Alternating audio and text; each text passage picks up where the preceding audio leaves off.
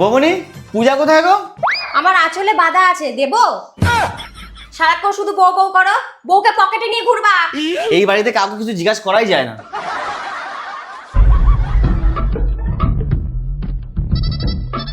ও, উনি এইখানে বসে আছেন? সকালবেলা বিড়ালের বমি লাগিয়ে বসে আছো কেন? এটা বমি না, এটা বেসন। এটা লাগালে মুখ পরিষ্কার হয়। আমাকে 50 টাকা দাও তো, বিকালে দিচ্ছি। দেখতেই তো পাচ্ছ মুখে বেসন লাগিয়ে বসে আছি, পরে নিও। আমার এখনই লাগবে, পরে নিয়ে কি করব? ঠিক আছে, আমার ব্যাগটা নিয়ে আসো।